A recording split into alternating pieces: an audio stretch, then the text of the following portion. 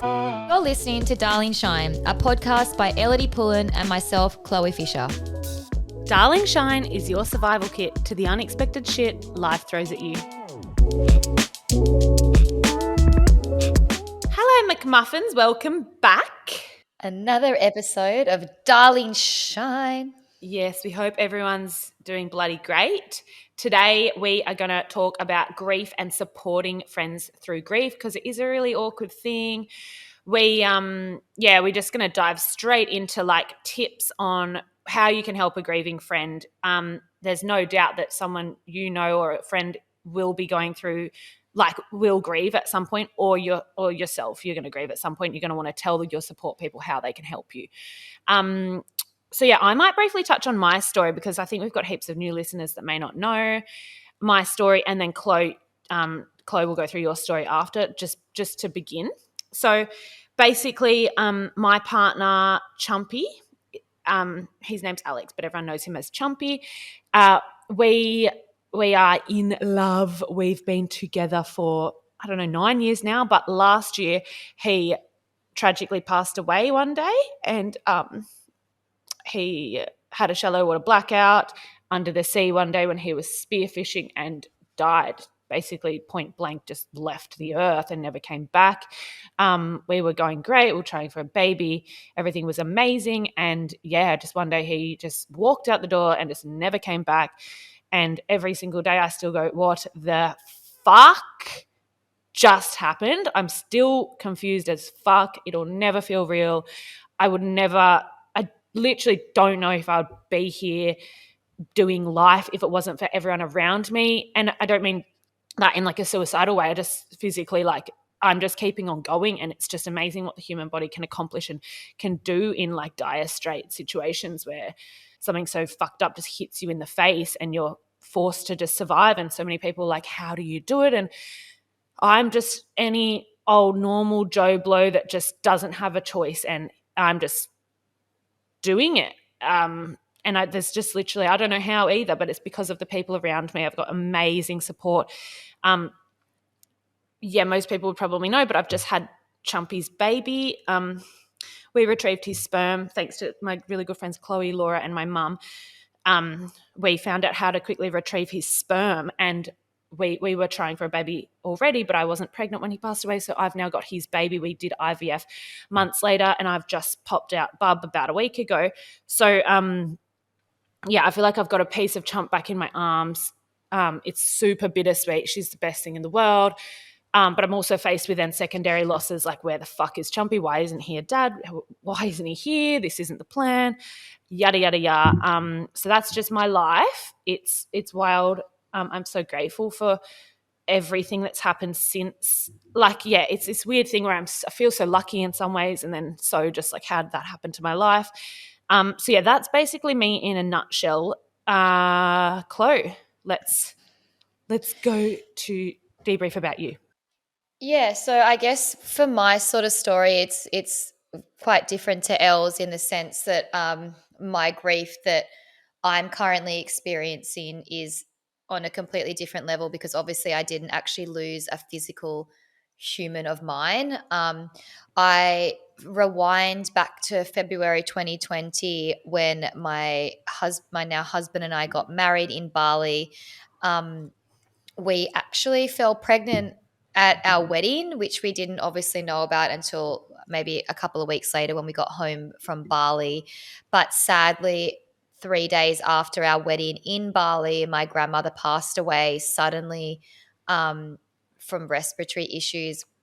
They didn't really declare it as COVID, but I'm sure it was something to do with that. My poor grandfather was at home in Australia, didn't get to say goodbye.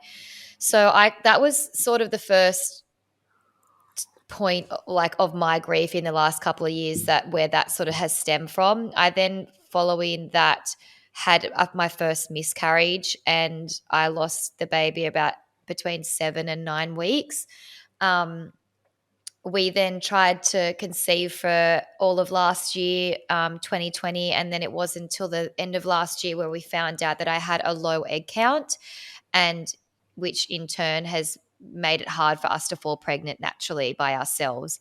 We then saw a fertility specialist on the Gold Coast, and I did 2 rounds of IVF and 1 round of IUI, all of them in which, well, 2 of them in which failed. What my most recent IVF cycle was successful, and I sadly miscarried again at 7 weeks in July this year.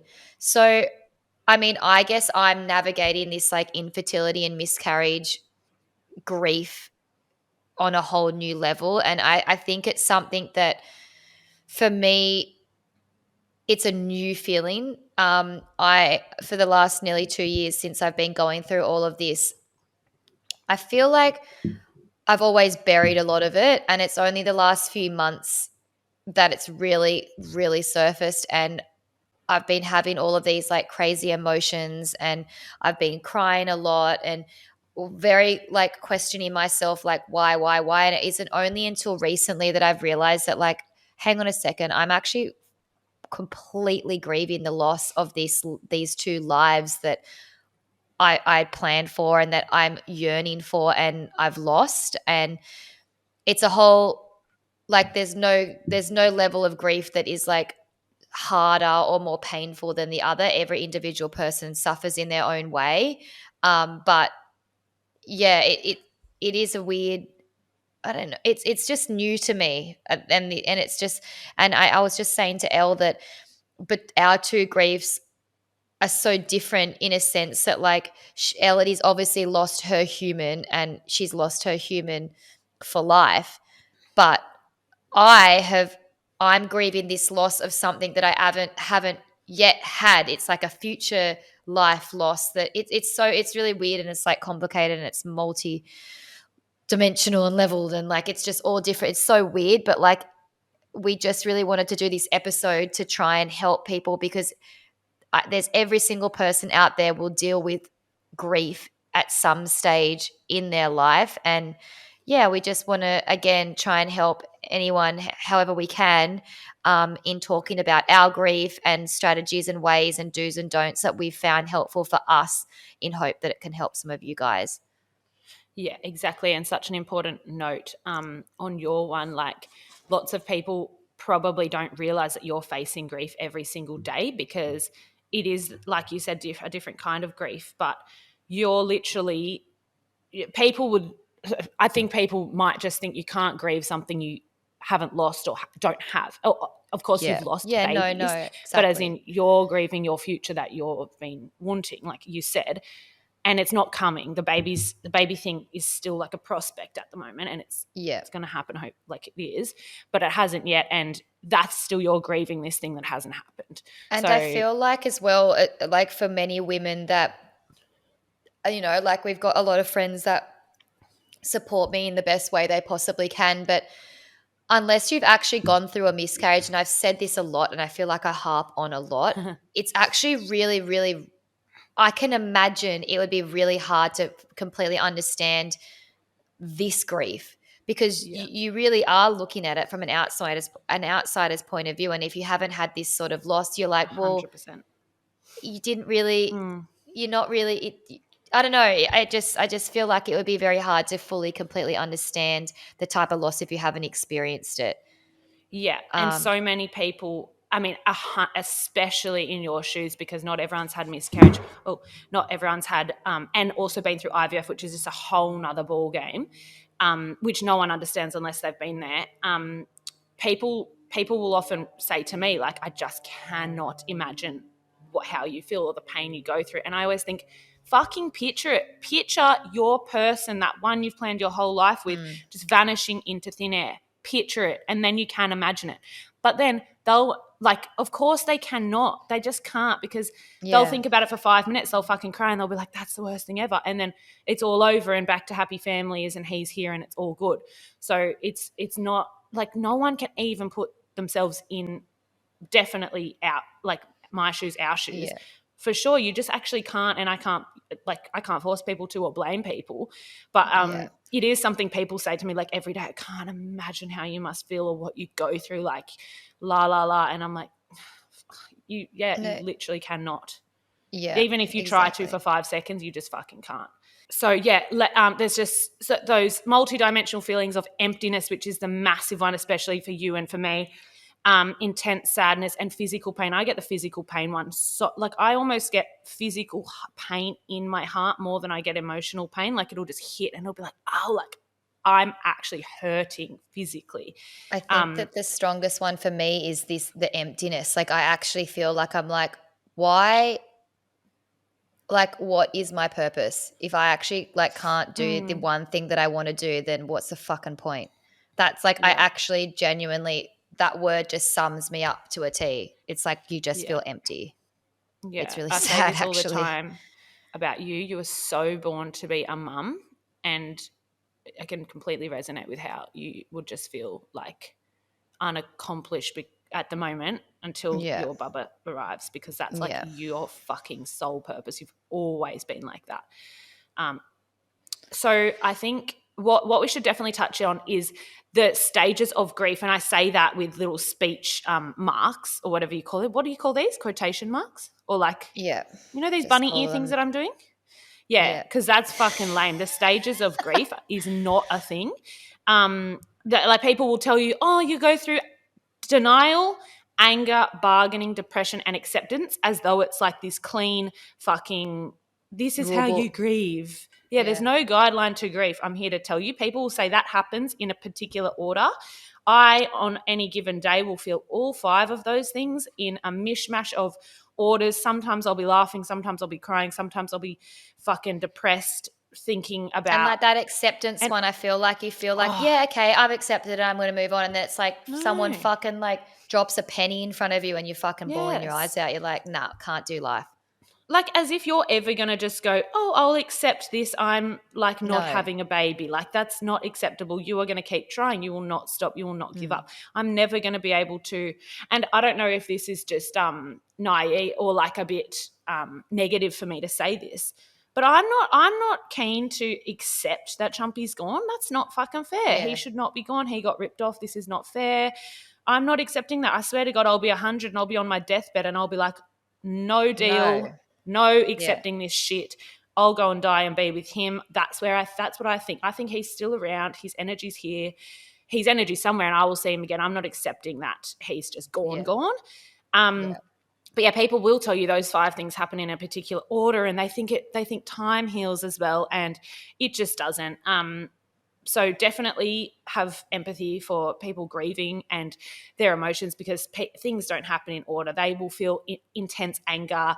They might act like a bit of a jerk to you at some points, just things like that. We're going to go through do's and don'ts, but yeah, just have empathy for, do never tell someone that there's like, you know, the stages of grief. There's no guidelines. I'm actually with Yeah. my other widow friend Lottie in the UK. We're writing a book about this at the moment.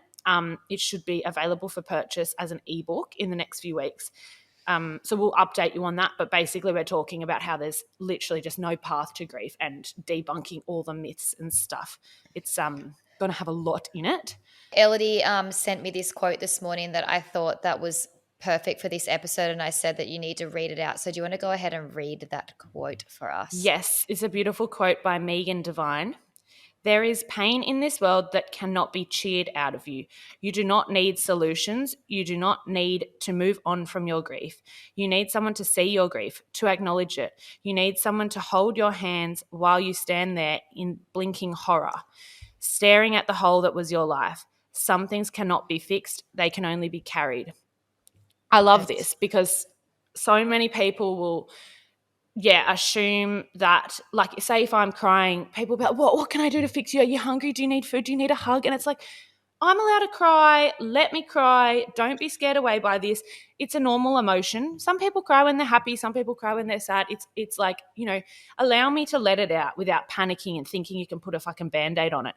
Like, let the emotions happen. I think, you know, like this, I'm pretty stoic a lot of the time. Like I'll pick and choose my people or my places where I really let everything fly. But sometimes you just cannot help it. And especially on this podcast where I'm talking about Chumpy all the time or how I'm feeling, and we're checking in with each other, you and me, Chloe, we often just because we're forced to talk about it, that's when we let it out, and it's super healthy. It's not like me and Chloe are talking and then I'm like, oh, like Chloe's crying, hold on, we better just cut this bit out. Like, no, this is fucking normal, this is important, let it out. So it's like people just can't help it when they see someone else crying to think, oh shit, let's just, you know, a quick Bandaid fix, and that's just never going to happen. Like I'll never be, I'll not be done grieving. Like you can't fix this, so stop thinking.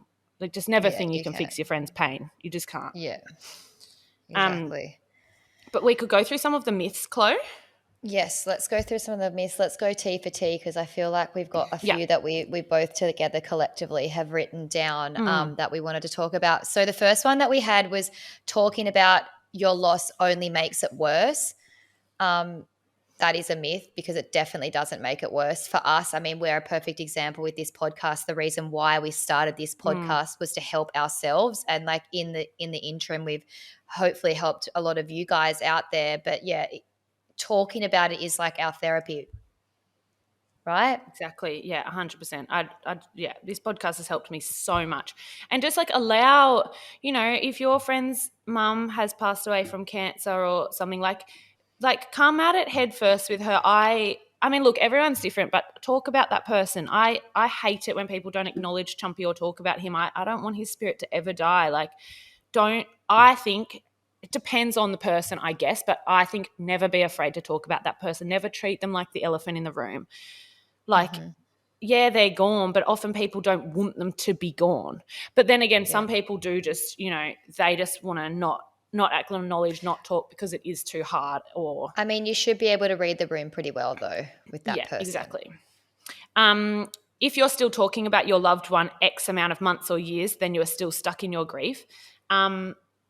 That's completely, to me, such a myth. I don't think, I'm essentially going to be like, you know, stuck living in my grief forever alongside my normal life. Like, it's not something that'll ever pass. I'll always miss Chumpy. I'll always love him. We didn't break up. We're together. Like, essentially, he just died, and I'll be talking about him till I'm 101. So fucking stick around for that.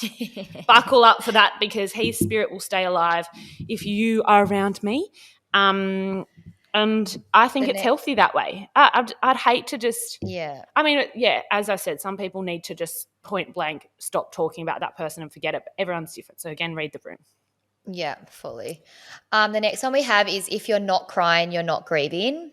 Again, that is a myth completely, because like I said before, because I'm, you know, for me personally, it's like, and Britt was actually, our producer was actually saying to me before when we're talking about this, she's just like, you know, you've actually been really quiet recently on social media and like, you know, on the podcast, and haven't been talking about where you're at, but actually you've been the worst you've been in months. And it's true. Like, if you ask any of my good friends that reach out to me and my family, the last few weeks have been the hardest few weeks I have had on this journey so far. I literally cry every single day, sometimes for no reason at all, sometimes for reasons. Like, it's been so hard, and it definitely, but I have been silent. Like you guys, like, you know, a lot of people would think that like I'm just living a happy life, just getting on with it. It's just not always the case. So you don't have to be crying to be grieving. That is just,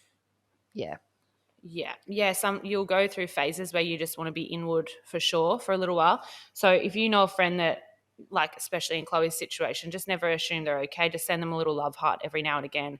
If you don't get a response, just keep doing it. Like, don't ever think, just don't assume they're fine, basically. Yeah. And like for me, I was in so much shock, of course, for so long after Chump passed away, that I'd be like out with my friends at the bar or cafes, drinking, hanging out, doing normal things, in so much shock about what's just happened to my life. But, you know, drinking, laughing, eating, hanging out with the girls. Chump was like always right in the front of my brain, like at the forefront. And I'd honestly every minute be going, what the fuck, is he really gone? Holy shit, this is crazy. And I'm here, I'm just talking to my friends. What the fuck's wrong with me? Am I like, this isn't right? I shouldn't be here. Like, there's no right and wrong. People got me out of the house. It helped me so much. made me feel kind of normal, but also I was like in this weird sense of shock and like out of body feelings. And I was feeling all the time like people are going to see me and think like I'm the devil or something's wrong with me because I'm out and I'm doing normal things in such a not normal circumstance. But it like I think that's when it just first happened as well, like I was even feeling that too. Like even though yeah. I didn't lose, like Chumpy wasn't my partner or my human, because we're so close and because we're seen to be so close, like we are so close. Mm, I felt weird going and doing stuff because you're fully just like, well, why am I allowed to be having fun and being happy when you just got ripped from this earth? exactly. That's really what it is. Yeah, and it feels weird and wrong, but then do you know what also feels weird and wrong is when I'm sitting at home fucking crying and grieving, and that Yeah. also feels weird and wrong. So that's not weird and wrong. Like Mm. they're both fine to be doing, but you feel like I'll be out doing stuff and I'm like, sorry, Chump, I know I'm doing something normal. This is so weird. But then I'll be at home crying and I'm like, sorry, Chump, I don't want you to see me like this. Like there's just Yeah. literally no right and wrong. Everyone's Hmm. different. Never think that because they look okay, that they're okay, Yeah. basically. Once you get through a year of firsts, the important dates and events won't hurt anymore. I mean, I don't think I'll ever be okay on Chumpy's birthday or on the day that he left the world, on that anniversary. Minnie's Yeah, and like birthday. Minnie's birthdays, you know, there's so many firsts that I'm forever going to be doing. But yeah, I don't think the first year of these firsts is obviously it'd probably be harder than the rest, and I'll be managing them a bit better as time goes on. And I'll create those rituals and those traditions, like let's have a birthday party for Chump every year. Like let's talk about him on that day that he passed, things like that. And we'll do like significant things each time. But I mean, it's not like I'm done grieving after the 1 year mark. Fuck no. Yeah. It's actually gotten harder for me. It's been a year and it's gotten harder because the shock's worn off. I feel so, You I like have to just feel do life still. yeah, and I see like empty, like I look around in our kitchen and my dog and I see things. I'm like, the coffee machine, he would usually be Yeah. standing at You that were for not the fucking, coffee person. He was the coffee yeah, person. he'd be standing using that for like half an hour, making everyone coffees every morning. Like I just see the holes, you know, in my life Yeah. all the time. The empty chairs next to me, like, you know, this is ongoing forever. Like I will move forward. I will I will probably in my life, I'm so young, I'll probably get into another relationship one fucking day in years to come. But I'll never not be missing Chump or grieving him or seeing the holes, you know, like it's not just the first year. It's forever. Yeah. Yeah. Um, I but know. yeah. It's a crazy thought to think that like, oh, maybe be with someone else one day. Don't you think? It's weird. Yeah. It is Like really that's not fucking even a weird. thought that I want to have right now, but like, you know, like I'm sure like in 10 years, like I don't know, it's fucking weird. Yeah. And you are so young, You and that can't just means fucking mm. nothing, and it doesn't really matter. It's like it's not meant to be this way. But at the end of the day, like Oh, you deserve to have a person, you deserve to have that, you deserve to feel that again and have that support, and like you'll obviously have yeah. everyone always, and it's not something that you need to obviously rush into at all. It's a weird thing Like, to no. think, but it's like I'd be stupid to think, oh no, I'll just be alone forever. Like that's not really healthy way to think either. But But it's something yeah. that you don't even really need to think about right now. Oh When God, when the no. time and when the time is right, Oh, it's just gonna like yeah. land on your lap. It's not even Mm. gonna need to be like thought of. Oh no, It would no, just no. feel. He would choose someone out for me or some shit in like 10 years. In the interim, you've got little Minnie Mouse. Minnie Mouse, are you listening? She's over there sleeping on your couch. She's an angel Minnie Mouse, by the way. She still hasn't said boo this episode yet. Yeah, I'm waiting for her to start squawking. My tits starting to tingle. Oh God. Back on just quickly before we go off this point, back on the year of the first, there's actually a book out there called Seconds Firsts, and it's like it guides you through the stages of healing and having to go through all these firsts a second time round, because it's obviously going to be much different. I got recommended, someone actually bought me that book, and it wasn't, it actually, obviously it was just to do with the type of grief that I have. I pretty sure I got it for Ellidy and she's not read it, but Yeah, no, fuck no. no one give Ellidy books that are novels because she will not read Yeah, them, just unless the FYI. writing is like 2 words per page. Or Like, it's a cookbook. yeah, cookbooks or picture um, books. Picture books and cookbooks only. I think we touched on this one previously, but anticipated death makes grief easier. Um, No, bro. Yeah, Yeah, I think it's kind of worse. I mean, like, I don't think, yeah. I, I love the fact, I mean, I don't love anything about Chumpy's passing, but, you know, I would have hated if he was sick or with cancer or sick for years. And he was perfectly healthy, living normally, and then bang, gone one day doing what he loved. I mean, it's fucking horrific. But Peace, in peace. yeah, peacefully passed. Please never think that because your friend's partner or your friend's dad or someone is dying from cancer and sick for years, that it's like a sense of like that it's okay, that it's easier, or a sense of relief, because this is painful for way longer. I mean, Yeah, it's not okay either way, but they're watching someone die slowly. They're going through the grief. They're almost grieving earlier. They grieve, they're dealing with the yeah, treatment. They're seeing this person deteriorate. It's fucking horrific. yeah. It's not easier because it's anticipated death. 100% no. Yeah, point blank, be there for that person. Not fucking easier. You can't grieve something you never had. Chloe, perfect example. We touched on this just earlier, but this is like a secondary loss again, like, kind of relates to me too, but grief over the loss of a future possibilities and plans that will never materialize or be just as valid as any other grief you experience in the face of your loss. So close, yeah, you're grieving something you don't have. Yeah. And it's a You're weird planned thing. a Like, it's a weird life. thing to think about as well, because, like, you do have like little moments of your mind that tick over, just going like, hang on, maybe it's not valid. Like, maybe my grief isn't valid because, like, Ellidy's lost her person and I'm grieving Mm, over something that's like doesn't even exist. And like, it, it mm, it's so hard for people that, like, everyone is in a hard position here, but for me, speaking for myself, it's so fucking hard. And like, for those people that suffer this in silence, oh, I feel you, because like, you really do think that your grief isn't as valid as someone who may have lost their loved one. Like, everyone's grief is valid in their own way. Um, exactly. so you definitely can grieve something that you don't have, for sure. Yes, 100%. Myth: time heals all wounds. Death cannot be made better. The pain does not go away with time. You might find that with the passing over time, you may be able to process and integrate your loss a little more and regain some more routine and normality and more joy, and like manage the pain better. But yeah, as we've said, grief does not heal with time. It gets better, it gets more manageable, but it's not just going to go away like bang, over it, forgot Yeah. about that person. Yeah. Myth: once you finish grieving, your life will return back to normal. Again, it's very similar to like time heals all wounds. Like, you won't finish grieving. Like, yes, you might learn to live, like we've said before, you might learn to live with it and like it will become part of your life, but your life will never be the way that it once was. You just learn to live with it. Exactly. Let's go through some do's and don'ts as well. So, like, tips for like active things you guys can do to help help your grieving friends.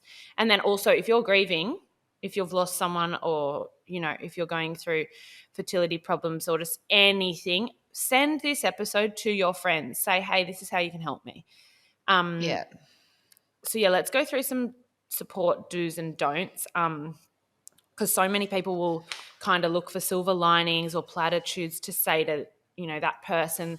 I just hate it when someone says like a silver lining to me, or a platitude like We everything harp on happens for about a platitudes yeah, so much, and like, but it's just so important. It's just like, I mm, just feel like everyone finds it so easy to say them. And yeah. I mean, I'm no angel. Like, I Oh, for same. sure said platitudes because it is easy, but Yeah, they actually hurt so much more. And then you find yourself having to yeah, explain why this isn't the case. Like, for me, it's exactly. like, everything happens for a reason. Yeah. Well, Well, not why me? necessarily. Like you, Chumpy, Yeah. well, no, it doesn't really happen for a reason. It shouldn't Yeah. have happened. Mm. And like, what's another one that we've got? Like, for me, the one how it's just like, oh, well, at least you've fallen pregnant. At least you know that you can fall pregnant. Yeah. Yeah, You're like, that cool, fucking well, sucks. Don't say that to me. yeah, You know, you're like, it. cool, I can fall pregnant, but why, like, where are the babies? Where's Why the aren't they baby? sticking around? Like, shut Yeah. up. Yeah. And the last one of the platitudes that we both think is just like, just try your hardest before these words come out of your mouth to swallow them is a sentence starting with at least. Mm. They suck. Yeah. Those two words fucking suck. Yeah. Yeah, because you're looking for a silver lining. Like, at least at Just least this. don't And it's ever like, say no it. fucking at least. Nothing Yeah, is yeah. okay here. It's shit. It's fucked. Just, I love it when people come over and they're just like, what the fuck? This is so shit. There's no other way to describe it. And I'm like, thank you. You're Yes. empathizing with me. You You can understand this is stay. fucked. Yeah, you can stay. Thank you. Nothing worse than friends. Oh, I mean, yeah, like, just And put by yourself the in their way, shoes for a minute. when we're going through all these people, don't think that we're like these like harping on about don't like Yeah, we've got some just do's coming with for you. us. Like we do have some do's, but we're just trying to help in the sense that like what hasn't helped us and can try and help you in the future. Yeah, exactly. And look, I say these stupid platitudes all the Yeah. time. Like I think I say to Chloe, your time's coming, you'll have a baby soon. And I fucking hate myself for it because I'm not a psychic. And like, I just want that so badly for her, so I say it out loud, and it really doesn't help. And Yeah, we're I all actually guilty of fucking this. hate So that. just don't feel, It's sorry, so bro. annoying. Yeah, I'm Even never going like to say it again. so many No, I people just probably like, will yeah, because I'm an your idiot. time's just around the corner. I'm like, yes, sick, bro. Yeah, been hearing that for a few years. Yeah. Yeah. um, So yeah, sorry if you've like, it's fine that you've done all this shit before. Just, give yourself a little. I even actually had someone the other day come up to, well, like write me a message and like after listening to one of our podcasts that was saying like, oh my God, I'm so sorry. I listened to your podcast and I've said all of that shit and I'm so sorry that I said that. Like, I really understand better what's going on now. And like, if there's anything I can do, just like Yes. acknowledge that. And like, even that person saying that, I'm just like, oh my Thank God, you. thank you. Like, I was like, don't worry about apologizing. Like, honestly, I hear it every single day, but like, thanks for acknowledging that. And like, fuck, I'm actually thanks for saying it to being you. there. Yeah, it's really Yeah. nice. Yeah. Another one I think is a really good one is like, don't avoid me. I definitely actually feel that from some of my friends at the moment. Yeah. People for sure avoid me because they So I don't don't know know what to what to say, and say. they feel awkward. But I always harp on saying like it's important to remember that it's imperfect support is better than zero support at all. Even if you have to say a platitude, say it and then be like, I'm so sorry I said that. Yeah, Make them or laugh. just, if Like someone's not anything is better than nothing. Don't be a yeah. mute. And don't have high expectations of the griever. Like, if they're not responding, it's not fucking personal. They've got a bit on in their brain at the moment. Keep sending the love heart emojis. Keep, don't think, oh, they haven't replied. Wow, it's all about me. No, it's not fucking about you. Keep sending the emojis. Just don't give up on that person, basically. And if you think it's uncomfortable for you, think about how uncomfortable it is for the person who's going through it. Exactly. I remember feeling like, oh my God, such a funny feeling, because when friends see you after something so fucked up happens to your life, I was actually feeling so sorry for them, because I was thinking, and I know my friends so well, and I'm like, this friend's going to be feeling so awkward to come and see me, the poor thing, like they're not going to know what to say. So I'm overcompensating, and almost you end up kind of consoling them in a way, or you end up trying to be so somewhat normal and like chatty, or you end up just trying to like make it less awkward for them in a way. And I was doing that heaps, just to be like, please don't feel funny around me, please be there, I need you. And the last thing I want you to do is fucking feel awkward, because I don't want you to run off, I fucking need you. So I was doing that all the time. That was at the start when you're feeling, and also being in shock. It's just like, you're way more confused than they are. They have their head screwed on, they know what's going on. And you're just in this world of shock. So like, obviously I was a bit more crazy. But yeah, like that, it's the most awkward thing ever. And another thing, don't just say, let me know if I can help you. Instead, just think of a proactive way you can actually help. Just rock up with some food. Just rock up and say, hey, let's go out for a coffee. Hop in the car. Let's get you out, rather than being like, hey, do you feel up for an outing? Or let me know if I can do anything for you. Because it's like, they're probably just going to say no because Yeah. they don't want to be a bore, or they feel like they're a depresso and, they don't want to ruin your day, or blah, blah, blah. Just like kind of put it on them, and don't stop if they say, no, not today, or rah, rah. Come on, I'll take you tomorrow. Or like, just really push, I Just guess. show up. Yeah, just show up. Just fucking be there, bro. Yeah.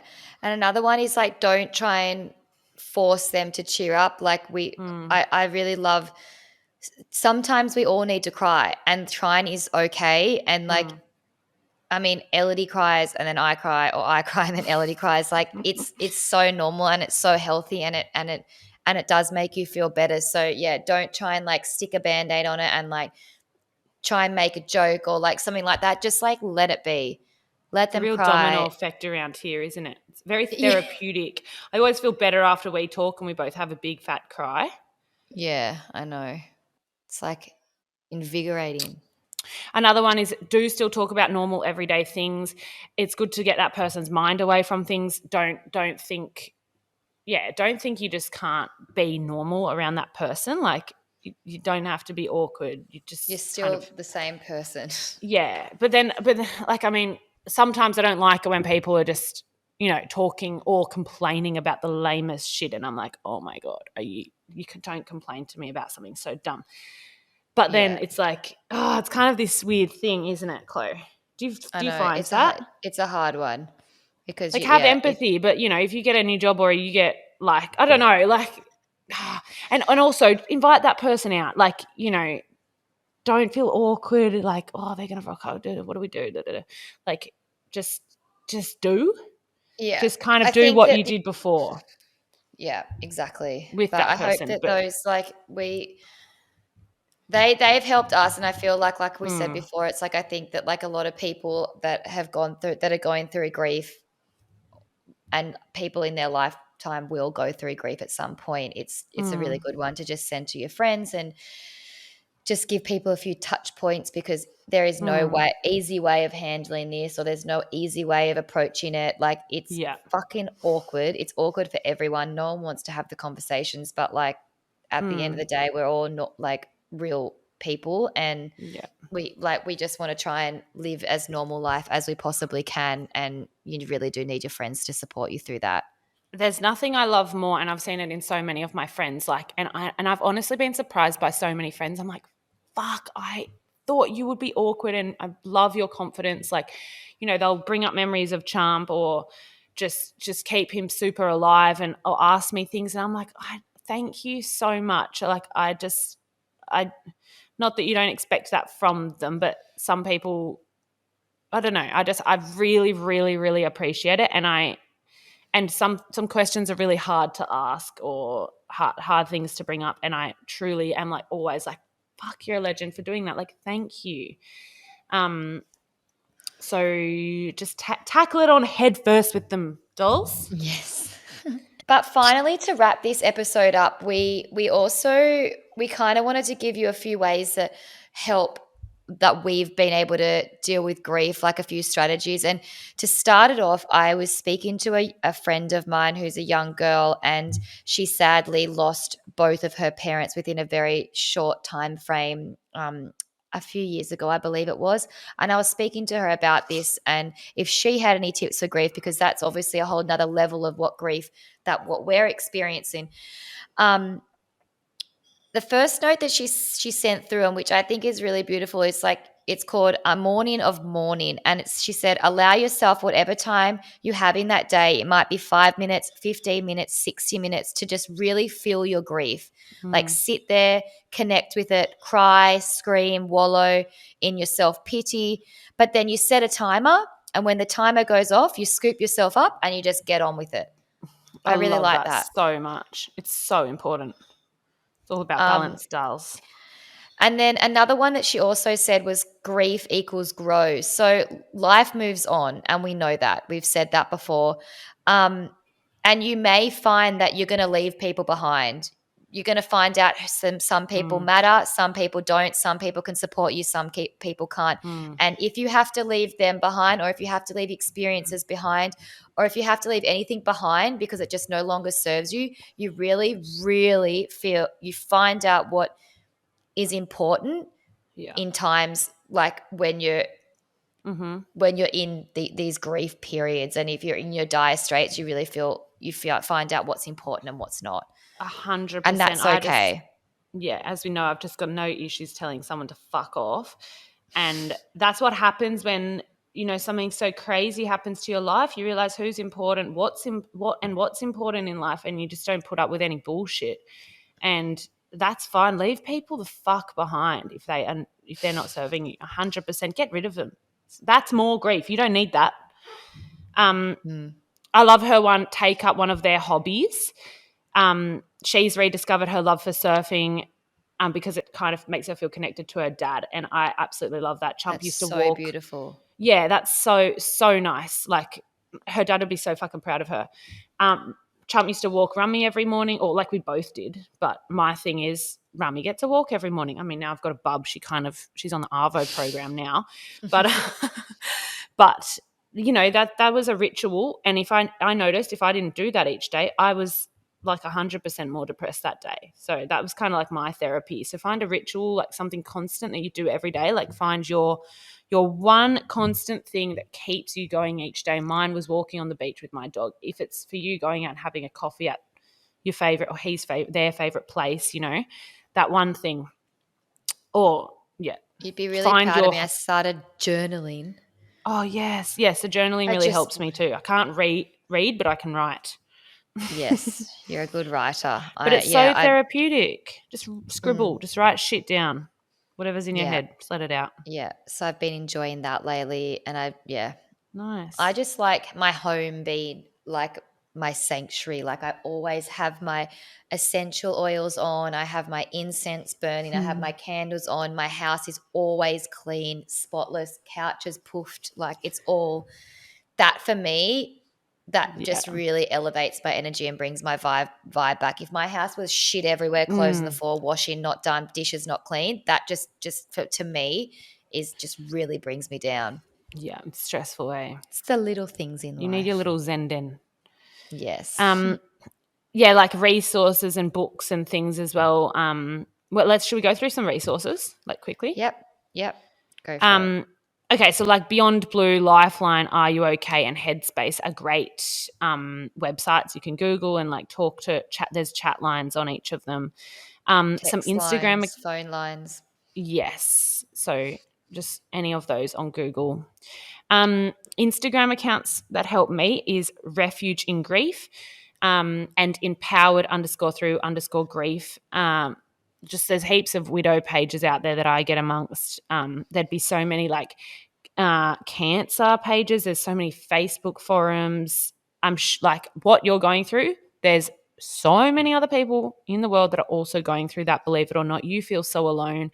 But yeah, I would encourage people to find like a grief buddy. I've found so many other widows online all over the world that I really connect to. There's two in particular that I literally don't know where I'd be without them. Like we talk late at night, we cry together, we scream together, we laugh together, we talk about our partners. It's super therapeutic. And I just feel so not alone when I talk to them because no one understands it like we do. Close also on like IVF chat groups, Facebook forums, things like that. So find buddies that are also on your grief program or going through what you're going through. There's the power of social media. We're in the 21st century. You can fucking connect with people all over the world who are going through what you're going through. Books. Yeah. There's some good books. It's Okay That You're Not Okay by Megan Devine. That one's amazing. Can't say I've read the whole thing, but half of it helped me. She's probably not read any of it. No. Well, look, I've been gifted it about 50 times, so I've got a few of them, so I'm assuming it's a really good book. The Light Between Us by Laura Lynn Jackson. Signs by Laura Lynn Jackson. I actually read that one. It's so good. And look, I just want to finish off by saying we are like the human body is like, we are made 99% of energy. Like, that is a matter that cannot be transformed. It cannot be killed. It can't just like disappear. The human body can go, but our energy stays. It sticks around. I feel like Chumpy's all around me. I encourage anyone grieving a person who's left to look for signs. Like, yeah, do not ignore that that's a possibility, because like, I believe Chump's here with me. Sometimes I feel him, sometimes I don't. That's okay. But please don't ignore Signs don't that. lie. Don't ignore that as an avenue to, feel a connection, or like it helps me so much. Yes, doll, we're all energy. You know me. I absolutely love that shit. I see signs all the time. 11:11. Everyone, look at your clocks. Is it 11:11 for anyone right now? Are you sure you're not just on your phone 24 hours a day, mate? No, I see that all the time. I don't know what No, it me means, too. but yeah, I'm all about that shit. Love that. Mm. But before we say goodbye, I just wanted to give a shout out to Minnie Pullin for not squawking once this whole 50 minutes. Good Are job, you kidding? Minicello. I know. And she only got like a little micro feed before this. So I was thinking, God, we're going to have to feed mid-air. Like, she's going to be squawking. She is an So angel. what a ledge. She's a keeper. Good girl. Yeah, she's an absolute keeper. You can stick around, Minnie. Thanks for listening, everybody. Hope you guys, Hope this everyone's helped. okay. And hope for it helps. And we love you all so much. Thanks for the continual support. And if you actually love us as much as we love you, you can actually go over and rate and review us. We'd love you to do that. You can find the link to do that in our bio on Instagram. And our Instagram is darlingshine.podcast. Okay. I reckon we're good to go. Bye, darlings. Bye.